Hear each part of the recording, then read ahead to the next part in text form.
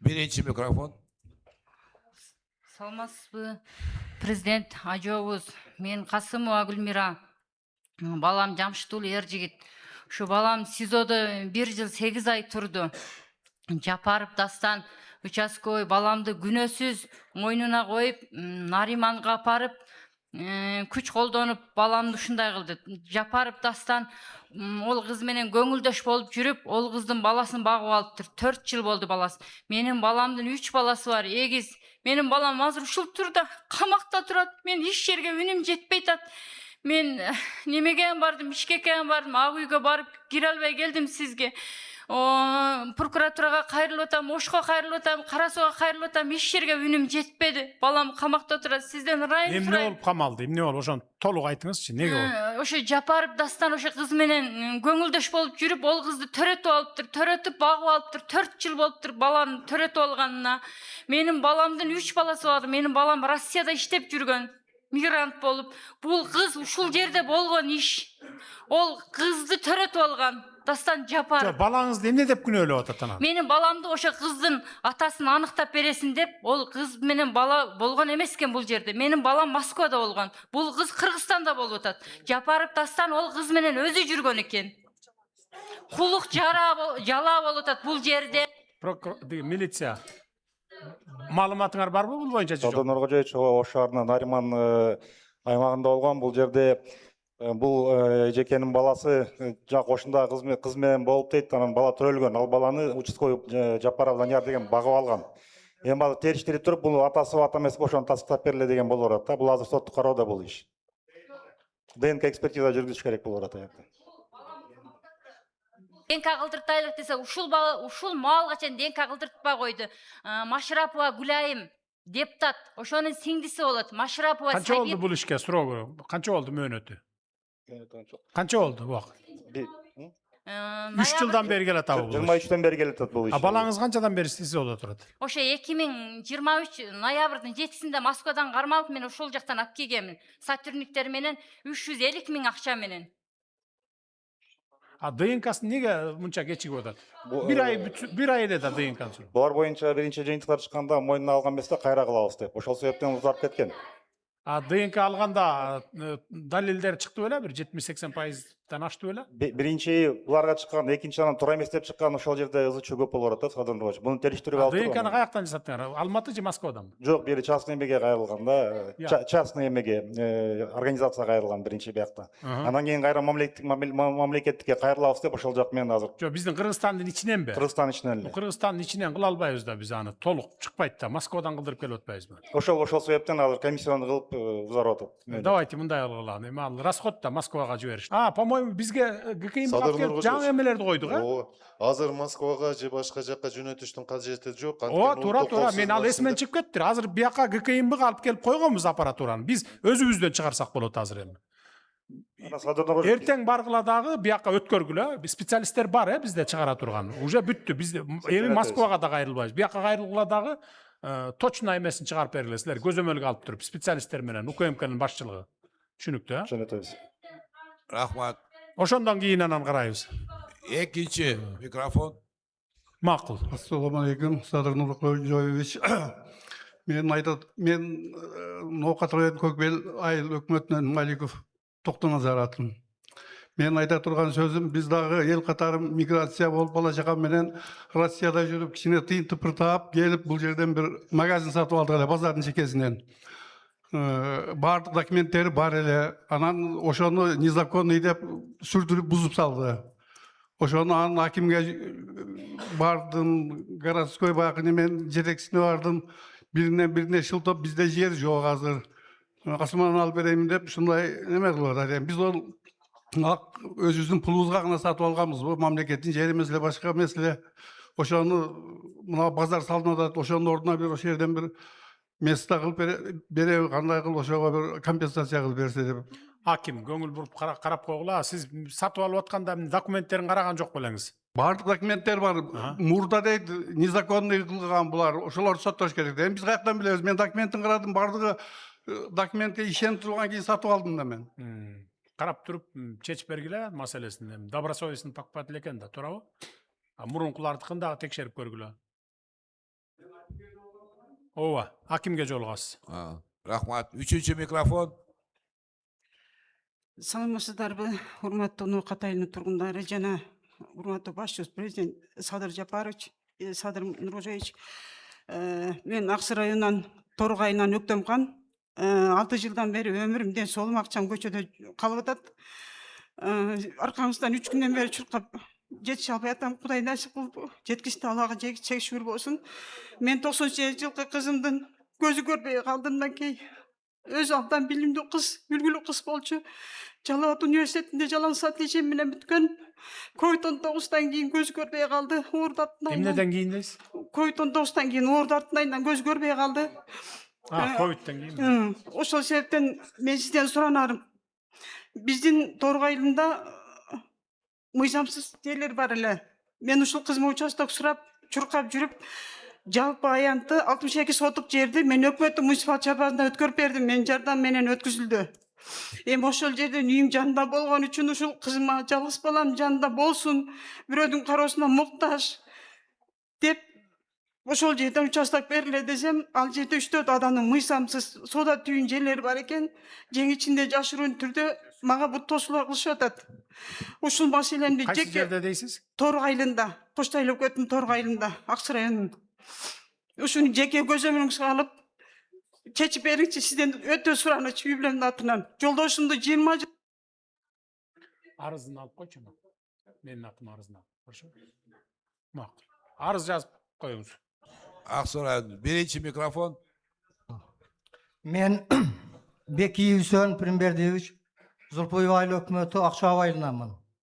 200-ге жакын жер үлүштөрүнүн ээсинин атынан өтүнүштөр боюнча сизге кайрылууну мени өкүл кылып жиберишти.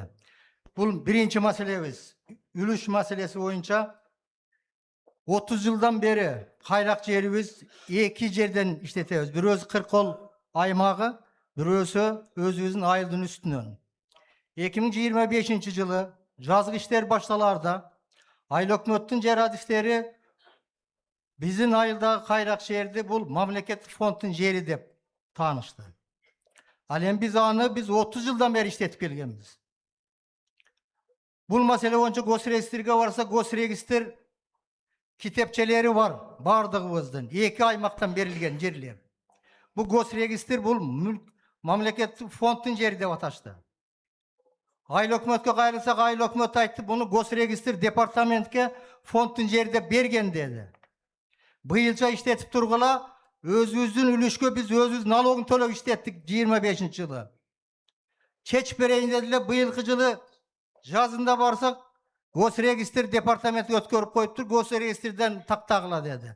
Госрегистрге китепчелерибизди көтөрүп барсак, алар айтты, ой, бул жерлер өзүңөрдүн үлүш жериңер, 1 ай күтүп тургула документтештирип беребиз деди. Орозо бүткөндөн кийин барсак, госрегистр айтат, бул жер фонддун жери деп кайра бизди артка кайтарды. Будан келди департамент жердин үлүш ээлеринин жерлерин аукционго өткөрүп, кайра бизге аренда катарында берип атат. Айыл өкмөтү былтыркы жылы жер адисин берип, Кыркол участкасында жерибиз тартып келдиле, 8 гектарга жакын жерибиз чыкпай калды. Ошол 8 гектар жердин изи жок. Жерибизди фондко өткөрүп, азыр элибиз өзү кайрадан өзү налогун төлөп атат үлүш жерине. Бул биринчи маселе. Экинчи маселе канал боюнча СССР кулардын мурун Россия колхозунун демилгеси менен Исанов айыл өкмөтүнүн узундугу 10 чакырымдай канал куруп келгенбиз. Бул эң чоң Акчабай жана Учпай айылдарын камсыз кылмак. Тилекке каршы сиз, Садыр Нуркожоевич, эң жогорку мамлекет деңгээлде маселелер Тажикстан менен Өзбекстандагы чегаралар чечти. Айыл өкмөттөрүнүн арасындагы суу маселеси ушул жерде эле чечпейт. Бул суу 3 мамлекетти аралап өткөндө келет. Тажикстандан чыгып Кыргызстанга барып, анан Өзбекстандан өтүп Кыргызстанга келгендей. Исановтан чыгат, Кеңешке барат, анан Зулпуевка келет. Түшүнүктүү болду, түшүнүктүү. Эми бул жергиликтүү бийлик чече турган маселе экен. 10-чу угуп туруңуз эми. Ушундай кичинемдей тартипти сактап, мындай культурныйраак бололу, туугандар эми.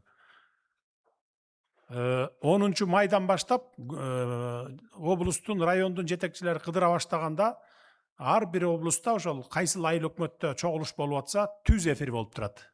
Мен түз эфирден карап отурам ошонун баарын. Анан чечип атабы, чечпей атабы ошону мен отчетун алып турам ошол жерден. Өзүм түздөн түз көрүп турам да. Түз эфир кылабыз. Улуттук теле радио компания кылабыз, же ЛТР кылабыз, аны биз Бишкектен чечебиз. Түз эфир болуп турат. Ошон үчүн ар бир айыл өкмөткө ушундай проблемалар менен кайрылганда жетекчилер чечет. Жетекчилер область чече албаса, анан республика чечебиз. Кийинки микрофон. Экинчи микрофон. Hurmatlı balam prezident. Bizdin oqat elibizge hoş gelipsiz balam. Menin adım Asanova Cibek. Kırgız Ataylı'ndan bolam. Rahmat balam. Şundu beldin, mınanday göy gözünüz menen görüp, kulağınız menen uğup, hakiki adiletli padişah kendinizin belgisi bul balam. Rahmat. Allah razı olsun. Rahmat. Anan özüm kıskala problemim var da sizge ayta turgan. Ben bir yılda iki balamı bir de joğuttum. Biri 46 dele, biri 55 dele. Birinin 3 da bala kaldı. Bittasından 9 da bala, menen 10 da oğlum da balele da. Anam onun oşta magazini var ele. Ölgönün üstüne gömgön bol baldarım ölgönden keyin oşol baldardı bağıp durgan halki magazinde hem buzup taşladı halki buzçular. Buzup taşlap narcakta salıngan korpus üylördün taginan magazindir noordun bergen ele halki neme doktoru vayıp Cengişbek'ti. Oşol bergen ele. Bala menen kol kalmaştırıp mına şu jetimlerge ber, mına magazinin orduna magazin beresin, darikanasının orduna darikana veresin dep görsötken sürötüyen var. Halki Cengişbek'tin söylegen sözleriyen var telefonda. Keyin şontip jürüp anan ol pütkönge çeyin, ol bala işten ayda alıp ketkenden keyin alkiler berbeyin degenge öttü. Menin baldarım 9 bala menin pensiyam menen yaşap atat balam.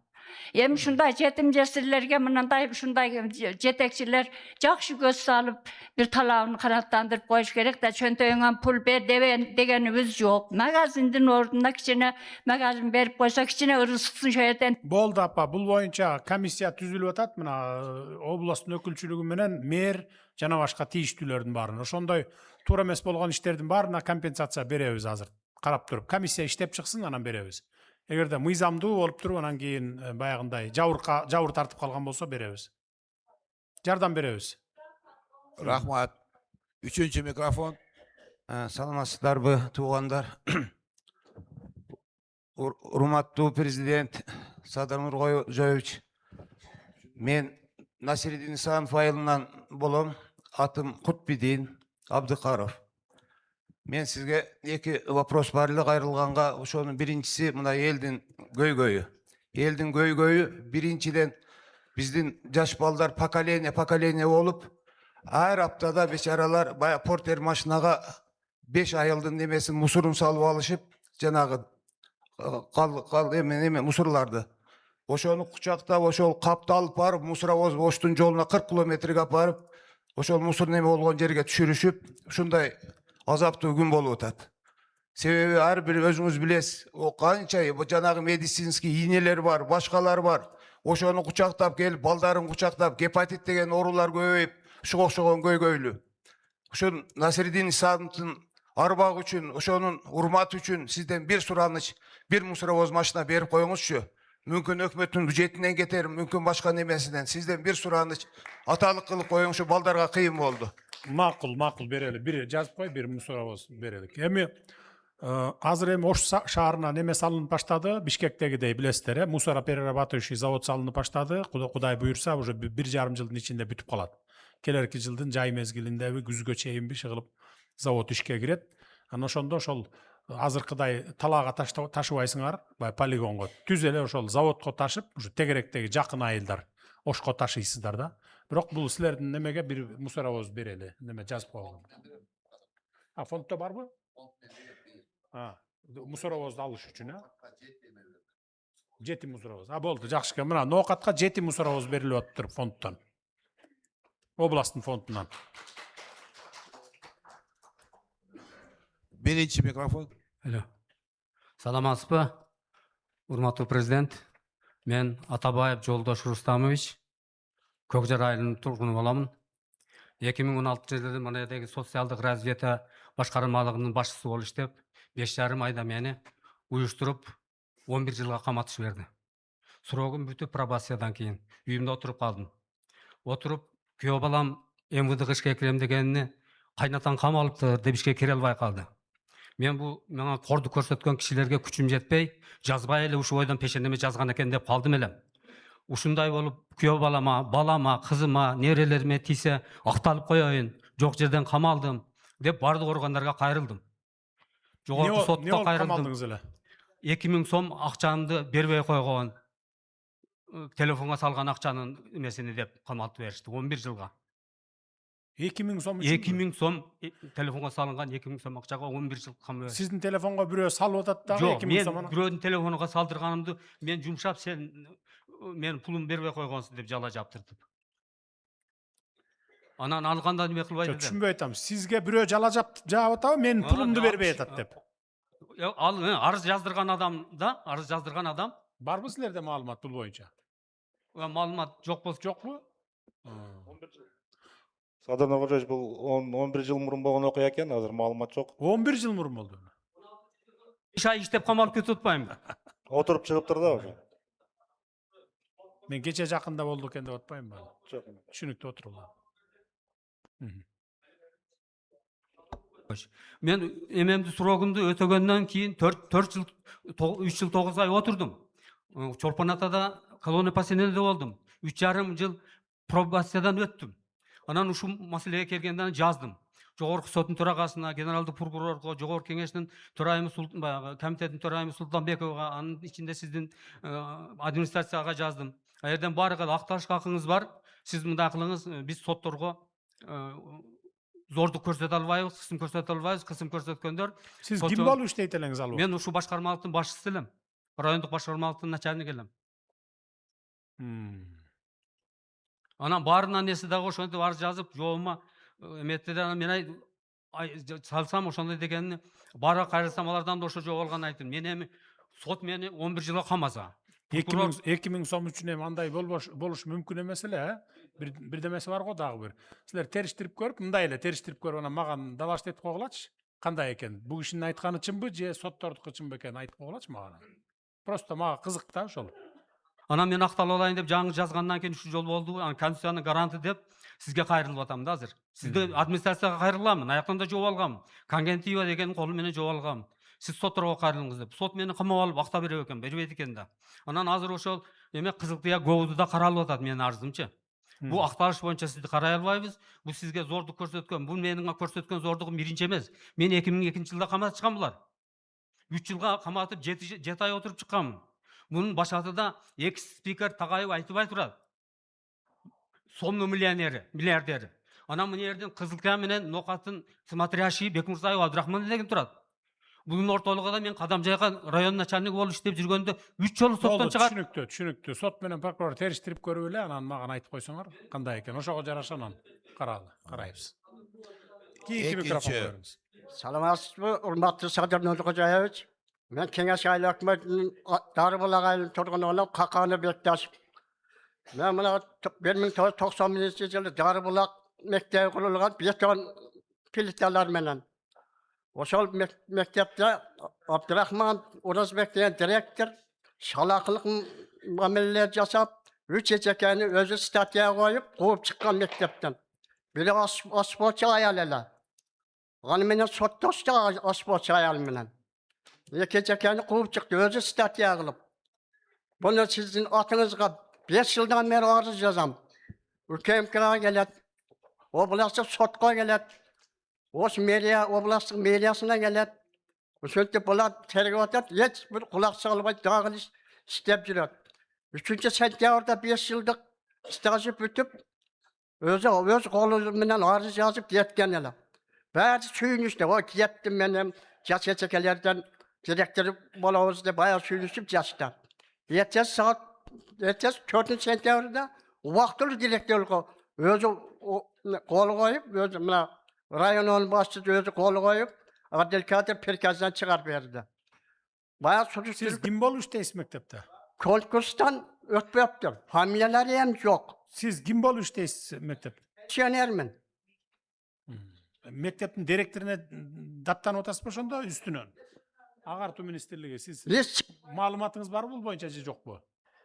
Бул боюнча толугу менен азыр сиз менен кездешип жеке жооп берем кайсы деңгээлде. Азыр чогулуштан кийин bu министр Директорлар- агартуу министрине айтыңыз ушул ишинин иши да тактап. Ya Dağarı yazganбыз 15 kamsiya gelgen. Bari buyruk çıkargan yolda açıkındı. Bu direktör Abdurrahman deputat özü 65 болду Яс- түшүнүктүү. Мына агартуу министрлик мектеп боюнча иш алып барыңыз. Жергиликтүү бийлик аким жана жолду жаап алды деп атпайбы? Ал боюнча карагыла. Üçüncü Bravo. mikrofon. Assalamu alaikum, hurmatlı Prezident Sadır Nurkocaevich. Kuş kelipsiz Nokat rayonuna.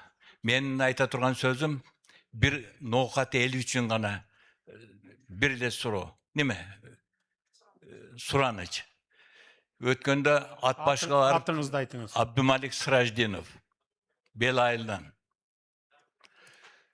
At başında turup söylегенде bayağı ulan Niyazıp mı bayağı nemeniz, ministeriniz. 20 bin video kamera koy berem dep maqtandılar. Biz sizden rahmat aytam, mına jollarınızды oңдоп koydunuz. Joldun boyda öte ıldamdık katı olup atat. Anın keyin neme 3 okuçunu vurup gitti şu mektepten aldı da. Şuna video kameralarda mayi hizmetçileri tursa Түшүнүктүү болду. bir түшүнүктүү. saat.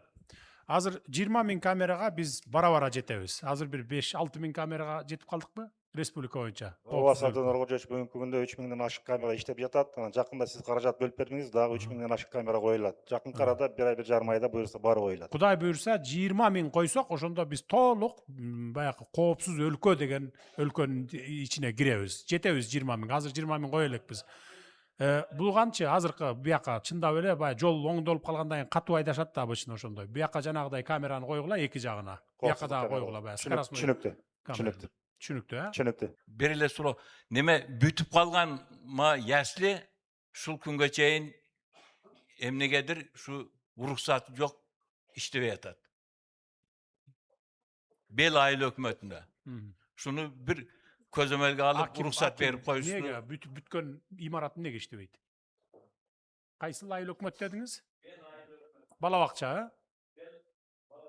Бел айыл аймагында дейт, бизде андай объекттер жок. Курулуп аткан объекттердин баары Жок, курулуп бүттү иштебей турат деп атпайбы? Сиз барып бүгүн текшериңиз аны. Ооба. Неге курулуп Бизде долгостройлор жок. Жок, курулуп бүтүп иштебей турат деп атпайбы? Ишке кирбей турат деп Ооба, атат. бүгүн тактайбыз. Birinci mikrofon. Саламатсызбы, урматтуу президент. Мен Гаипова Гүлжамал Зулпуев айыл өкмөтүнөн Өсөр айылынан келдим. Биздин азыркы жашап турган үйүбүз кайнатаман калган мурас 100 жылдан ашып кетти. Ошол үйүбүз альтернатив жол түшөт деп үйлөрүбүзгө жазып, казыктарын кагып кетишкен.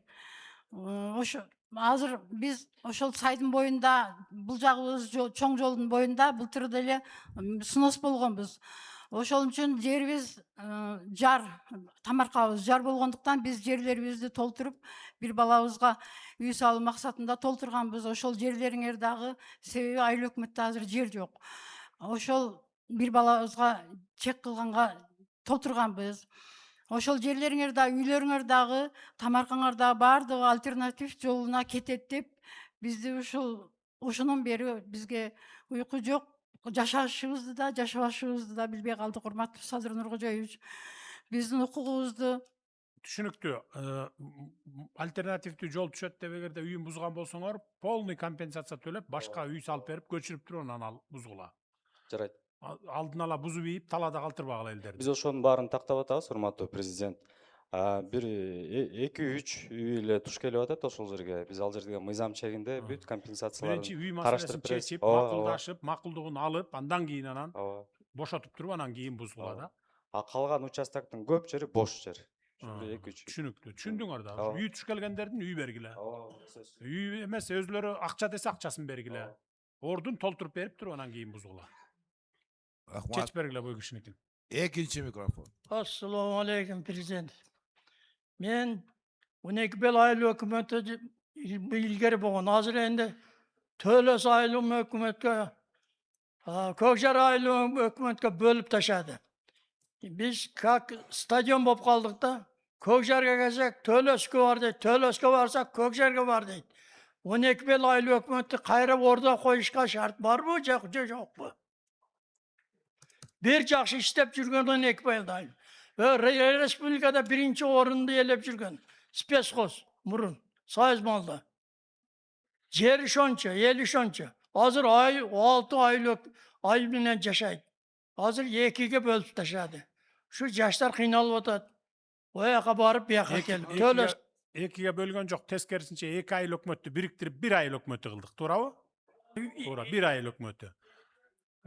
Emne üçün kıldık? Murda 465 aylık hükümeti olsa hazır. Bugün 230 gerek olup kaldı. 233 bile? 232 aylık hükümet oldu. Jarımı 50%'ın kıskarttık biz. Şunu menen milyardtagan somdordu ekonomit ettik. Murda 2 ayıl birigip turup 1 aylık hükümeti olup algan ayılдар бар bolçu. Hazır okup turunuz, ben ayağına çeyin aytayın. 2 ayıl birigip turup öyle 1 ayıl hükümeti olup aparatı var, maşinası var, benzinin beriş gerek, emgek akısın beriş gerek, kıştın günü otun жылытыш gerek ele. Oşonun bardığı ekonom boldu. Emne üçün degende zaman talap oşondoy. Murda misalı күндө ayыл hükümetke bazar sayın barıp spravka alıp жылкы satam, uy satam, koy satam desenger, je bolboso semeyni spravka gerek desenger, күндө ayıl hükümetke barчусуңар. Hazır anday жок. To'g'rimi? Mындай жок болуп баратат. Мына моуну менен иштеп атабыз бардыгыбыз. Andaydı surabайт, barıp dagы 5-10 жылдан кийин кагаз ишинен дагы кетебиz. Мына азыр бүгүнкү күндө биз мына 1 жылдан бери, мына жарым жылдан бери баштадык. Үй сатсаңар дагы, машине сатсаңар дагы, сатып алсаңар дагы үйүңөрдө отуруп алып интернеттен оформить этип коесуңар. Мурункудай сондорго барбайсыңар азыр. Азыр кары картаң кишилер эле, могу компьютерди түшүнбөгөн кишилер эле барбаса, 50ге чейинки жаштардын бардыгы үйүндө отуруп алып жасайт. Мурда машине сатып алсаң, же үй сатып алсаң, барып нотариуска барчусуң, андан алып анан кадастрга барчусуң, анан переоформить этип очередте жүрчүсүң 3 күн, 2 күн, 3 күн. Туура эмеспи? Ошон үчүн эми бай айылыбыздыгы, айыл өкмөтүбүз биздин айылдан алыс болуп калды, антип калды, минтип калды деп арызданбайлы, андан көрө ушуга макул болуңуздар. Бул биринчи реформанын биринчи этабы. Экинчи этабы бар дагы, бул 1-2 жылдан кийин жасайбыз аны. Bir республика, bizde hazır 44 rayon, 34 şahar oldu, 33 şahar. Nokat menen emen, Bazar Gorgon menen emen koşkonda, Gülçönü koşkonda. Bardığı oblastlar, rayonlar joyulup bir 20'day okrugdun tegereginde kalatda. Oşonda mındayça aytkanda bir 20 oblast dep aytıp koysak bolat. Oşoga barabız. Bирок эми азыр алдыда bir 2-3 жыл убакыт бар, 3-4 жыл.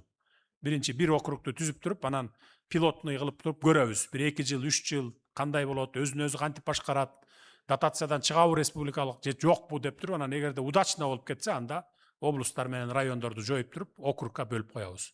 Бул эми баягы айыл өкмөттөрдү бириктиргенибиз, бул биринчи этабы реформанын. Жакшы эле болду, сонун эле болду. Анча-мынча эле айыл өкмөттөр эле возмущаться этип атасыңар. Айтыңыз, экинчи сурооңузду айтыңыз. Mana bu apteka darı kımbat. Bardığı sakır, davlenya. Neme için darıları da arzanlatmaydı. Nemeni, dağı, udabrenya. Buna jerge salçı udabrenya. Undan kımbat da bir kap darı, undan kımbat. Bunun dağı arzantıska var mı Kırgızistan'ın nemesi? Болду, жергиликтүү бийлик жазып алгыла бул маселени. Аптекада дарыларды арзандатуу боюнча биз тапшырмаларды бердик министрге, ал боюнча иштер жүрүп атат. Бул жалпы республика боюнча. Анан эми удобрение, аркы беркилерди мен айтып өтпөдүмбү жана. Кымбатчылыгы ошо согуштун кесепетинен жана башка себептери бар да мунун. Üçüncü mikrofon. Саламатсызбы, урматтуу Садыр Нуркожоевич, урматтуу Бишкектен келген коноктор. Мен Каримжанов Кубанычбек, илгерки бийликтин азабынан Koptu olga keptelip kaldım. Ekinci gruppadagi invalid bolup kaldım. Murdagı birliktege misal üчүн Nokattın hakim menence sottun төрагасы менен соттошупта мутат болчумун. Birinci, экинчи менен соттошуп 53 жолу сот отурум болуп 17 чечим чыккан. Birinci, экинчиден утам кайра жогорку сот кайра артка ошентип 2010 жылдан бери соттошуп жүр. Азыр мына тиги Кошто иштеп кеткен жигит Камчыбеков дегенди билебиз. Мен да Кошто органда иштегенмин. Алакандай Кыргызстан бардыгыбыз бири-бирибизди тааныйбыз. Таза адилеттүү судья. Анан дагы бир судья бар, төрайым болуп жүргөн Нургүл Жакупов. Ал дагы адилеттүү, мыйзам туткан судьялардын катарын толуктайт. Жогорку сотто бүт баарын фамилияларын жазып бердим. Өтө аябай мени изолат этип, ошентип кыйын абалга келип, азыр адилеттүү каралып, 4 Ген прокуратуранын кийлигүүчүсү менен СМБнын кийлигүүчүсү менен тергөө жүрүп, токтом чыгып, кылмыш жасаган мэрдин үстүнөн 304, 315 злоупотребление служебного положения, превышение полномочий кылмыш иштери козголгон. Атиги жогорку сот уруп ойногон эмес да илгери. Азыр жаңы жагдай вновь открывшим обстоятельства деп судьялар жаңыланып, адилеттүү мыйзам үстөмдүк кылып, азыр каралып жаткан учур. Өтө кыйналдым. 12-15 жыл соттошуп, материалдык, моралдык зыянга адвокат, авиабилет, адвокатка төлөш. Болду, мына сотко жолугасыз эмеден кийин, жыйындан кийин. Жардам берген аракет кылгыла. Birinci mikrofon. Саламатсызбы, урматтуу президент. Менин аты жөнүм Хожи Мухаммад, блогермин. 1,5 миллионга жакын аудиториям бар. Ушул күнгө чейин Кыргызстандын эң кооз жерлерин көрсөтүп берип, ушул күнгө чейин туристтердин миндап туристтер келишке себепкер болдум. Мен айта турган сөзүм, эгерде мүмкүнчүлүк берсеңиз, сиз уруксат берсеңиз, жаныңызда иштесем, ушул кыйыккан иштериңизди башка өлкөлөргө ham көрсөтүп берсем деп атам. Себеп дегенде өзүнүз айтасыз го, жаштарды колдошубуз керек, мүмкүнчүлүк беришибиз керек дейсиз. Ошол менин аудиториямды жакшы нерсеге иштетип, ошол Кыргызстандын башка мамлекеттерде бир суктана турган бир жакшы контент кылышты каалайм. Ушул күнгө чейин кылдым. Дагы эгерде бир колдоп койсаңыз, иншалла бир колдойбуз, ишиңизди уланта бериңиз. Блогерлерди колдойбуз. Башка өлкөлөргө реклама кылыңыз, Кыргызстанды туризмин айтыңыз, өнүгүп атканын айтыңыз, стабилдүүлүк бар экенин айтыңыз, чек аралар чечилип, бул өлкөдө чыр чатактарды мындан ары Кудай буйрса түбөлүк болбойт деп аны жеткириңиз. Ошондо инвесторлар, туристтер агылып келет бизге. Эмне жардам керек? Сен жазып алып анан мага жолуктур. Жардам берели. Жардам беребиз сизге, макул. Рахмат. Экинчи микрофон. Саламатсызбы, урматтуу президент Садыр Нуркожоевич. Мен Меңдай кызы Ханыша 30 адамдын атынан келип отурам бул жерге. Биздин маселе эки мамлекеттик аралык алдамчылык боюнча болуп жатат. Жана Кытай боюнча азыр спецтехникаларды, машиналарды алып чыгып иштеп жаткан жолдошум ошол жака кетип, Мамбет Курбан аттуу кытайлык жигит менен иштешип, машиналарды чыгарып жатып, аягында келгенде ири өлчөмдө суммада машиналар бир 15-20 чактысы чыкпай калды да. Белгисиз себептен эле. Анан биз нар жака бардык, бер жака бардык, Кыргызстандан, Бишкектен МВДга кайрылганыбызда бизге соттон чыгарып беришти. Ал жакта Кыргызстанга келе албайт, бөгөт коюлду депчи. Кытайга барсак, ал жактан жакшы териштирүү чыкпай атат да. Ушуну бир өзүңүз көзөмөлгө алып чечип бериңиз суранам. Азыр мен жолдошум 6 айдан бери абакта отурат. Бул жактагы жарандар бизди жакшы түшүнбөй атат. Мен элдерден акчаларды алып салып берген болчумун да. Ошондо кытайлык бала келбей калып атабы? Алып акчаны алып техника жеткизбей калып, анан күйөөңүз камалып калып атабы? Укук коргоо органдары кабыл алып туруп анан териштиргилечи жакшылап. Кантип жардам берет экенбиз, жолдорун издеп көргүлө да. Üçüncü mikrofon. Xush kelibsiz, prezident. Men Mirmahmud Ali hukumatining yashovchi Lobarxon ejaman. Mening nevaram Ismoilov Abdulloh bir narsaga lak bosib qo'yib bilmasdan shu to'g'risidan bir yil Jettoga qamalib qoldi. 2 juma bo'pti Bishkekka ketibdi, biz uqmay qolibmiz. Shuni bunaqa qilib chiqarib berishingizda sizdan so'rayman. Emne menen qamaldi? Lak bosib qo'yibdi. Ya. Mir Mahmudov. Nima? Juma Prokuror, neme kılla? Prokuror, senin işinde bul, nadzor kılgıla, layık baskan üçün degen tur emes alanı. Teriştirgile, eğer de apanın aytkanı çim bolsa, nemedilenine çıkargıla balananday. Düşünüktü, Ököңөр iştegile dağı, hazır apadan dandilarını algıla. Eğer çim bolsa, atak başka prичина olsa, anda ayla yok. Düşünüktü, Rahmat. Birinci. Урматтуу Садыр Нуркожоевич, мен атым Авазкан. Şu Çeçme Say'da жашайм, Ноқат районунда. 2021 жылы İhsan компаниясына 1 декабрда 1 миллион 200 мың акча бергенмин. Ошол акчаны ала албай сотторго кайрылдым. Соттордо чечим чыкпады. Ошону bir çeşi berseniz деп суранар элем. Мен өзүм чет жерде иштеймин. Түшүнүктүү. Мен билем, бул маселени билемин.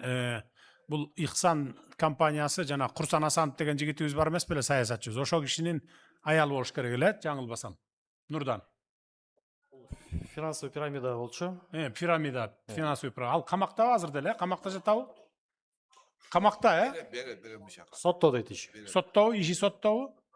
Иши сотто, баякы пирамида түзүп алганда, мына мен үй салып берем, мына эмеден котловандан мынакей паланча болот деп туруп, сиз да ошогон бада эткенсиңер.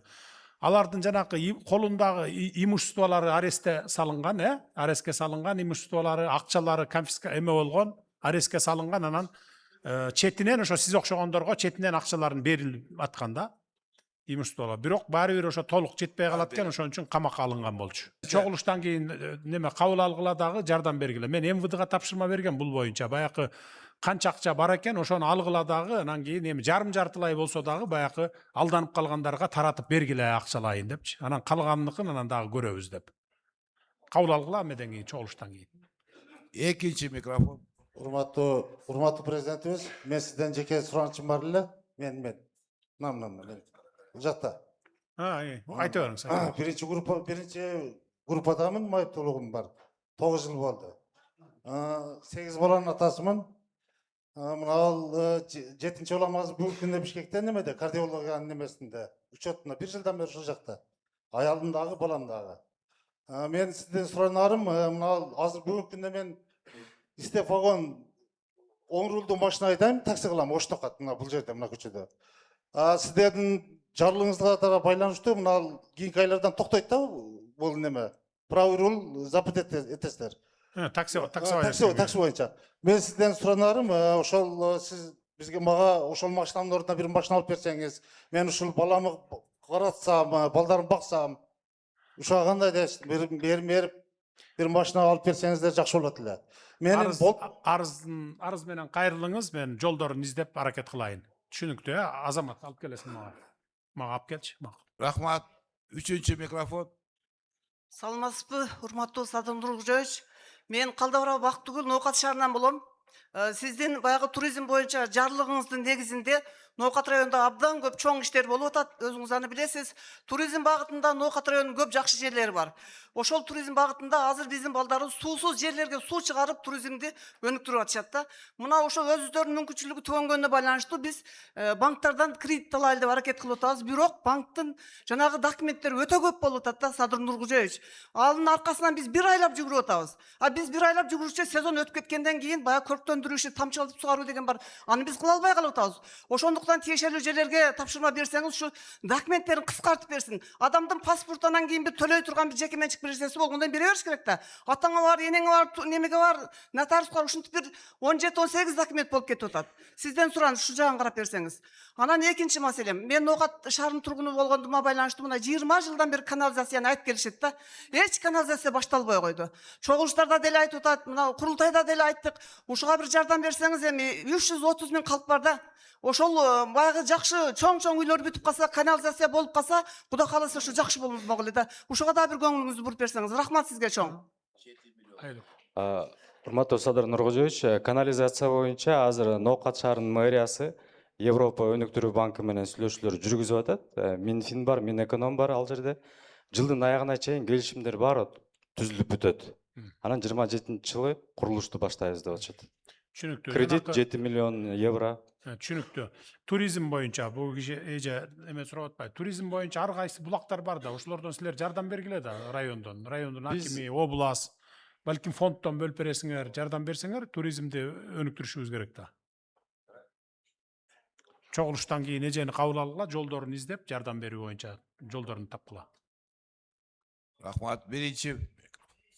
Саламатсызбы, урматтуу президент. Мен Зулпуев айыл өкмөтүнүн Кашкалдагы айылынын жашоочусумун жана ошол айылдык кеңешинин депутатымын. Мен ошол айылдын жашоочусу Кабылов Акылбектин суранычы менен сизге кайрылуусу менен келдим эле. Бул жарандын кайрылуусу бир эле өзүнүн же болбосо бир эле айыл өкмөттүн эмес, бүтүндөй Кыргызстандын конституциясына доо келген иштер болгон да, конституциясын бузулганы болуп атат. Буну мен азыр окуп берейин кыскача эле. Менин 15 жылдан бери арыз жазганымдын негизги максаты соттор тарабынан жогорку сот баш болуп, мамлекетибиз Кыргыз Республикабыздын укуктук демократиялык делген конституциялык статусунун бузулушу кылмышкер деп бузулганында болуп жатат. Ушул үрөй учурган адилетсиз, өзүн жоготкон соттор жараткан юридикалык фактка өзгөчө көңүл бурсаңыз. Мен үчүн эң өкүнүчтүүсү бул үрөй учурган укуктук юридикалык башалмандыкка, хаоска, УКМК менен башкы прокуратуранын түздөн-түз конституциялык милдеттери болгондугуна карабай, түздөн-түз конституциялык милдеттери болгонуна карабай, көңүл буруп карабай келаткандыгы болуп жатат. Урматтуу президент Садыр Нуркожоевич, мен эми баарын жыйынтыктап туруп, жогоруда көрсөтүлгөн Кыргыз Республикабыздын соттор тарабынан бузулган конституциялык түзүлүш статусун кайрадан укуктук демократиялык деп калыбына келтирип берүүңүздү өтүнүп суранам. Ошондой эле жогоруда арызымда көрсөтүлгөн соттордун чектен ашкан, кызыл сызыктан өтүп кеткен сот адилетсиздигине, адилеттүүлүгүнө Конституция Кыргыз Республикасынын түздөн-түз каршы чыккан өкүм токтомдорун жокко чыгарып, кечиктирбей токтоосуз сот адилеттүүлүгүн орнотуу максатында мени өзүңүздүн жеке кабыл алууңузду суранам дейт. Соттордун баягы чечими Кыргыз Республикасынын атынан чыгарылган чечимди бузуп, алар ошону үстүнөн дебелеп тепсеп, аны көзгө илбей чечим чыгарышканда, ошонун айынан 6 жолу каралган бул жарандын арызы жогорку сотто 6 жолу каралды, бирок дагы эле чечилбей келатат. Бул Бергилечи микрофон тияка. Билесизби, маалыматыңыз барбы? Жогорку соттун төрагасынын орун басары Камчыбеков, сиз жыйындан кийин келсеңиз, мен бүт материалдарды алайын. Бияка жолугасыз. Экинчи микрофон. Ассаламу алейкум, жыйындын катышуучулары, урматтуу президент. Мен Жаңы Ноокат айыл өкмөтүнүн тургуну Мустафакулова Дилфуза боломун. Биздин 2006-2007 жылдары медицина тарафынан биздин балдарга ВИЧ-СПИД оорусуну жуктуруп койгон. Республика Ош областы боюнча 400 бала болгон болсо, азыркы учурга келип, алардан 360 бала калды өлүп өлүп, алардын ичинден 119 Ноокат районуга караштуу. Эмне себептен сизге биз энелердин немеси проблемасы ушундайки, эмне себептен биздин балдардын немесини сотко келгенде суу басып кетти, лайка басып кетти деп бизди балдарды немесini соттобой биздин делелерди жаап коюп атат. Бу биринчиден. Анан 3 жыл дегенде 700 миңден компенсация акча алдык. Уну дагы биз өзүбүз жеке неме сатып алдык. Адвокат сатып алдык. 700 миң мамлекет берген 700 миң акчасы ошо Бишкекке отка каттап жүрүп, адвокатке берип жүрүп 700 миң акча жетпейт экен. Бизди балдар өмүр бою дары ичет. Өлөл өргүнчө сөңгүн апасыга чейин дарын ичет бизди балдар. Бир үйдөн 2 кишини жабыркатып койгон мамлекет. Эмне себептен мамлекет карабайт? Бу жерде эмне себептен акыйкат жок, чындык жок эмне себептен? Энелердин сизге дагы бир сүнүшү. Биз энелердин жүрөктөн айта турган сөздөрү бар. Энелерди жеке кабыл алышыңызды суранат. Дагы бир акыркы проблемамыз. Бизди балдар мамлекетке жем болуп калды. Миллиарддаган, миллиондаган пронга акча келип атат. Бир кысмы мына тырмагымды 3 кысмы бизди балдарга келип жетпейт. Азыркы учурда Бул боюнча көп жолу талкуу болду бизде. Угуп туруңуз эми. Болду, түшүнүктүү. Бул боюнча абдан көп жолу талкуу болду. Министрге тапшырма бердик. Кабыл алабыз. Министрге тапшырма бердик. Дары-дармектери, услугалары бүт бекер, барын карайт, дарылар, керектүү дарылардын барын берип турат. Анан ипотека боюнча ошо жеңилдетилген жагын карайбыз. Жеңилдетилген жагын кайрылгыла. Списокты маған алып келет, мен кабыл аламын. Болду, кийинки суроо. Üçüncü mikrofon. Саламатсызбы, урматтуу Садыр Нургожоевич. Мен Мамасыздык Сайранбаев, Көкжара айыл өкмөтүнөн. Жана мына өзүңүз сөзүңүздүн башында биздин мына Көкжара айыл өкмөтүндө 100 орунду оорукана түшүп жатат. Муну сиз жакшы билесиз. Азыр ушул оорукана кийинки мезгилдерде бир аз солгун болуп жатат да. Эгер ушул оорукананы тез арада шу жакшы бир ишке салып туруп ушул оорукананы бүтүрүп берсе жакшы болот эле. Потому что биз айыл ноокат центринен 23-25 километр алыста турабыз. Кээде баягы жаш балдар болуп калат экен, картаң карлар болуп калат экен. Ушул мезгилде бир аз кыйынчылык болуп жатат. Ошон үчүн ушул маселеге өзүңүз жакшы бир токтоп туруңуз. Министр жооп берсин. Оорукана быйыл бүтөт. Август айына чейин ишке беребиз. Августтун 31-ине чейин ишке берилет, туурабы? Так, болду. Экинчи маселеңизди айтыңыз. Экинчи маселе бул таза суу боюнча. Өзүңүз жакшы билесиз, мына Көкжара айыл өкмөтүндө быйылкы жылы 7 айыл аймагына ушул таза суу ичүү маселеси боюнча долбоор кабыл алынган. Азыр 5 айыл аймагында ушул маселе өтө орчундуу болуп келатат.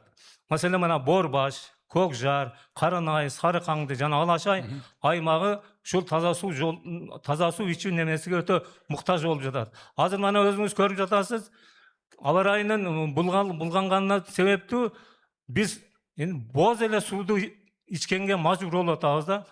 Ол даже жаныбар малдарга да бергенге мүмкүнчүлүк болбой калат. Ошон үчүн жанагы 7 айыл аймагыга долбоор өзү бүткөн.